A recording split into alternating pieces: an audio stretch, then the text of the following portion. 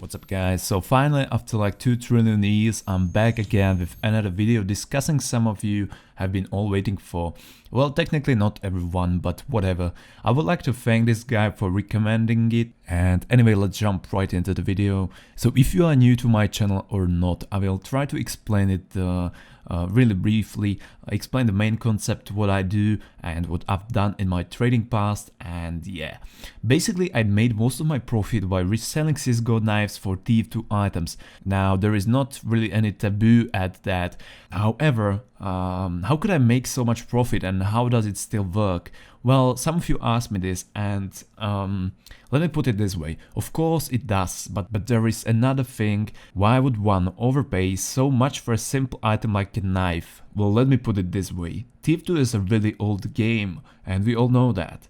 In past, TF2 had a lot of, let's say, struggle moments when people in this community felt like it's definite over. And Valve has simply stopped releasing updates and they stopped being overall productive, letting other game platforms such as Overwatch and Paladins to simply copycat their content and replace the good old TF2. But this is nothing new when it comes to Valve. And to be completely honest with you, it's not only TF2. No, Valve simply doesn't care about profit. Now people often shit-talk game companies for squeezing as much money as possible from their customers. Valve simply doesn't care. And that's it basically. Where did I even end? Basically people consider CSGO as some sort of master race over TF2.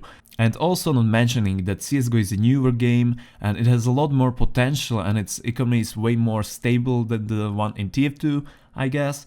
Which is in fact kind of true, but okay, so to give you a better example, let me show you my inventory right now. I have a couple of pages of different knives, couple of expensive weapons such as Hole, Fire Serpent and so on. Basically I'm not in a hurry to sell them. Either I'm patiently waiting for a good offer, good CSGO offer. If I get one, I'll simply accept it. Or I will get a TF2 offer and I will sell it for really big overpay in TF2 unusuals. Now the reason being for that is I simply don't get as many TF2 overpay offers as I wish to. And let me put it this way, if there will be more people buying TF2 items for CSGO knives, I won't simply have any chance getting as much overpay as I'm getting right now. Now I do realize that it might sound dumb from my side that I'm telling you all this, but trust me, I don't really have much to lose anyway, and I want to be a nice guy, so I will try to give you a brief introduction how the price system in CSGO works, and I will try to explain this technique in general. Alright, so first of all there are two values you want to care about: the Steam community market value and the Steam Analyst key value. Now to check the first value, simply download an add-on called Steam Inventory Helper. I will leave the download link in the video description, so feel free to check that out. So after you finally receive an offer from someone, open it up in Google Chrome for example, and on the right hand corner you can spot a big green button saying Get Total. Just simply click on that and it will get all the price checks for you, so you don't have to do it manually. Also, just so I don't forget, same as in TF2, in CSGO there are actually so-called cancer knives as well. Generally speaking, items people don't usually want and they don't usually overpay for. Now these items are mostly stat track knives, or also it may depend on their condition. Now it usually concerns mostly battle scared and well-worn knives, I guess. But yeah, what I would also recommend you is to double check the price by viewing the item you're looking for in the community market to see the graph of the past sales. And this might be more helpful than you might have thought. Some knives such as this one might be trickier to price actually. It has a few sales at around 140 euro as you can see. However, if we look closely, it commonly also gets quick sold at like, I don't even know, 70 euro, which is literally like 50% less.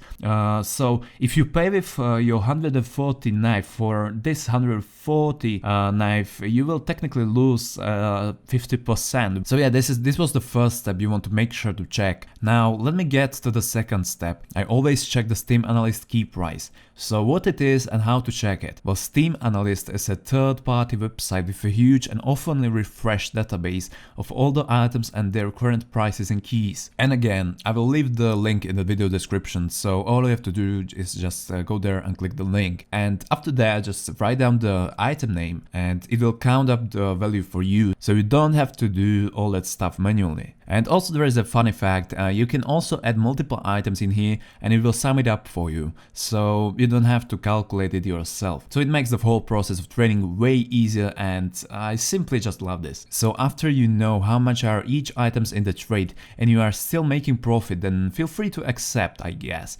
Now there is one more thing you should probably watch out for. In this community there are also many people who will try to convince you, if you are new to CSGO, that patterns on the knives do matter. Now same goes with like quote-unquote blue gems, Dopplers, and basically any knife with pattern on it. Now most of these are worth like 5 to 10 keys more, I guess. It really depends which knife and so on. Now that's why I never pay more for whatever pattern you have.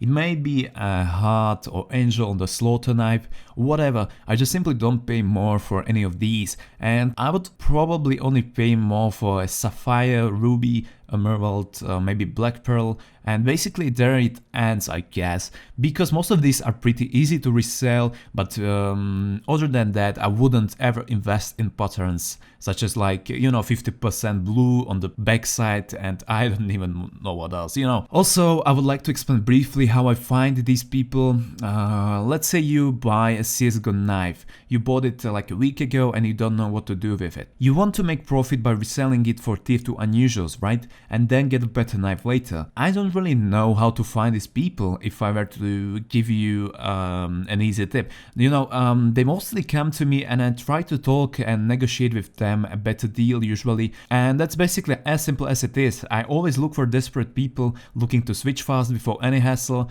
Now probably the tip I would give you is don't look for people with big inventories and super expensive items. Try to look for you know, lower tier traders who don't really overthink too much and stuff like that. And that's basically it, what I can recommend. But remember guys, there is no lying about the price, there is no bullshitting, and this is the rule you should stick with.